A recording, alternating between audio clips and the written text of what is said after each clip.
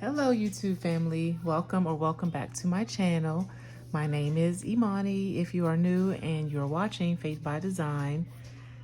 Today we will be doing a new series started by Budgeting April. It's called hashtag ODBJ and it stands for Our Different Budgeting Journeys.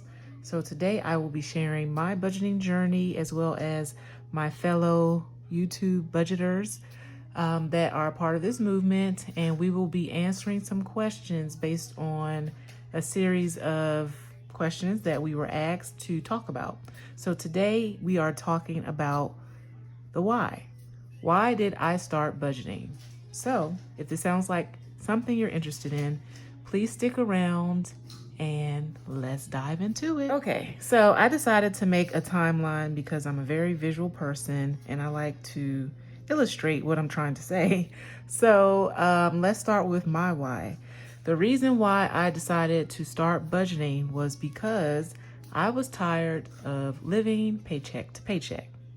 Now, you may see a few books here that I have been able to dig out of my library, and I wanted to basically just show the amount of information we accumulated over the years as far as our finances and budgeting. So let's start with my timeline first. So we have 2003 is when I graduated from college. This timeline really illustrates where I am as far as my age, but or around the age. So 2003 is when I graduated from college, and at that same time I was also pregnant with my daughter, my oldest daughter. Not only was I a new mother, I was a new college graduate as well as a new wife because I am married. We are a family of 5, and so we were just starting out learning how to have things come together as a family and as a unit. And so it was a lot of struggle in the beginning. It's over time, it's been a struggle to get us to be a unit and to get on the same page with our finances and the direction we wanted things to go. Okay, so yeah, we're in our 20s, me and my husband, and we were new parents. We had our 2 daughters at the time. We were young, not really knowing a lot about how to manage money, just starting out with our jobs that we had at the time, which was minimum wage for both of us, pretty much. I know I worked in fast food, he worked at Starbucks. I shortly had to go on maternity leave with my second daughter, so she's now a senior. So I have one in college, a senior, and I have a 6-year-old. We have a 6-year-old. So basically, we were young trying to figure all of that out. We made a lot of mistakes in our 20s. One of the mistakes that we made was when we were starting out working and had been working for a while. I had planned on looking for another job at that point. I think I was working for a government position at the time as well. So I was making a little bit more money. And so we needed transportation to be able to get back and forth. Yeah, around that time, I think we decided to finance a car, not just a car, but we financed 2 cars at the same time.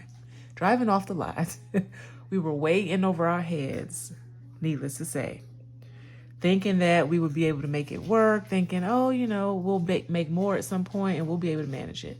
No, had a repossession, and that was one of the most embarrassing experiences that I could ever imagine. At that time, it seemed. Now it's not so bad, but at the time it seemed like it was like one of the most horrible experiences. Yeah, they came at in the middle of the night to take our car, but it was for our own good because we couldn't afford it. So needless to say, that's what happened. And that was in our early 20s. And then I did land a job working in the medical field, starting out in administrative position. So I worked my way up during that time. Our salaries increased, and my husband was self-employed at the time in real estate for a while, and then he also did some other endeavors. And so it was a struggle for us as a family to pay our bills as well as to try to get out of the cycle of living paycheck to paycheck. Like Dave Ramsey would say, we had more month left at the end of the money and not the other way around. And so it was a struggle. Needless to say, we did learn some things along the way. When we were at our church that we were attending at the time, we had some finance classes that we took. Crown Ministries was one of them. And we learned the basic principles of finance, tithing. And so that, needless to say, was something that we learned how to do, but we learned how to budget and why we should do certain things as far as our finances, being a good steward of our money. But needless to say, we still were not disciplined enough. So in our 20s, we were trying to establish and build a foundation. And then as time went on, we learned some things and we were given the information. We were given resources. I remember when I was at my job, I had a coworker who gave me this book, actually, Financial Peace University. And that was the first time I had been introduced to Dave Ramsey.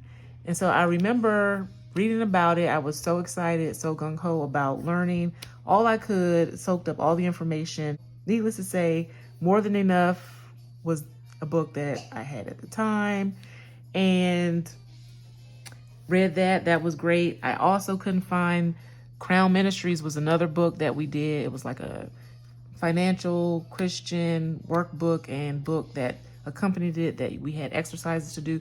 So me and my husband, we were doing that. We were also getting counseled at the church that we were attending as far as finances. And I remember the guy telling me that we would one day lead a finance ministry. And I was like, no way.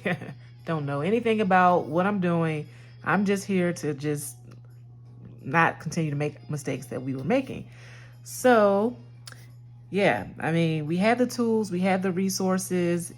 Fast forward, we're in our 30s at this point when we're attending church, learning all about finances, getting books, Dave Ramsey books, and also checking out other books. I know my mom also purchased Susie Orman for me, and that was another great resource that I enjoyed reading everything about. And my husband also had books. He had Robert Kiyosaki, which is here, and then Burkett, Victory Over Debt. We had the resources. So needless to say, in our 30s, we had information, but how did we use the information? Well, we attempted to do several things at the time. We attempted to do the envelope system. We attempted to just try to stick to a budget, but we were still incurring debt because things would come up and we just didn't have it. And we did not have the cushion and the savings. We did not have the savings that we needed in order to stay afloat, basically. Now, our bills were paid, but we didn't have the other things that we were wanting to do, which was, when you have the extra money or the extra funds, or you're planning for these things, you're able to travel, you're able to save more. And when we wanted to move out of our house, move out of the house that we were renting, we had some savings, but we also had to borrow. I had to borrow from my 401k or 403b and things like that in order to make it work. So in hindsight, of course, I wish we had saved more going into buying our home, as well as our cars, being able to save so that we wouldn't have to take out so much of a loan or even putting a bigger down payment down. So those things we were not able to do because we were living paycheck to paycheck, not having enough money to stretch, getting overdraft fees in our accounts because we were not diligent enough in trying to make sure that our accounts were balanced and things were coming out the way that they were supposed to come out, and just being able to continue to communicate that so that way we would be on the same page. So that's what we were going through in my 30s. And up until now, 2022 is when I started my channel. And I wanted to do that because my other why was because I wanted my daughters. By now we had our third daughter, who's 6. We had her in 2016. But when I started my YouTube channel, I wanted to document the discipline that we have learned to have with our finances. And that's what we are currently doing. Currently using the wisdom that we've gained, the discipline, which hopefully will equal success. So in our 20s, we established and built a foundation, trying to come together. In our 30s, the information was there at our fingertips, not so much YouTube, but books and audiobooks and just mentors, but we weren't really implementing that information wholeheartedly.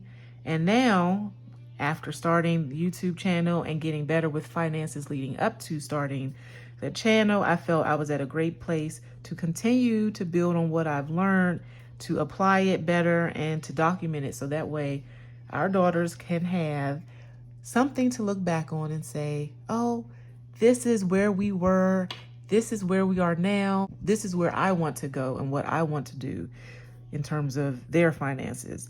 So hopefully they can get something out of me documenting our journey as a family and being able to put the discipline in practice at a young age, so that way they don't have to go through the things that we had to go through trying to build a better financial life for us all.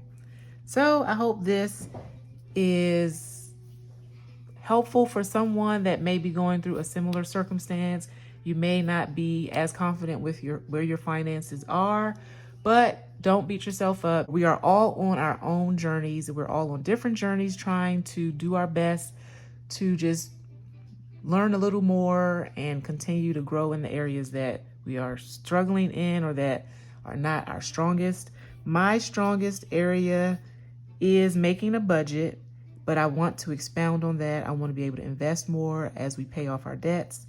And hopefully we'll be able to leave a legacy for our children so that way they can continue to pass the financial wealth and financial health on to their offspring and for future generations.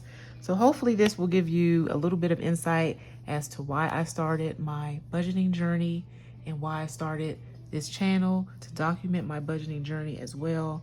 And I hope that you will stick around for the next video, which we will be talking about next week. Until then, thank you so much for stopping by and allowing me to share part of my story. And I hope that everyone has a great week. Until next time, bye-bye.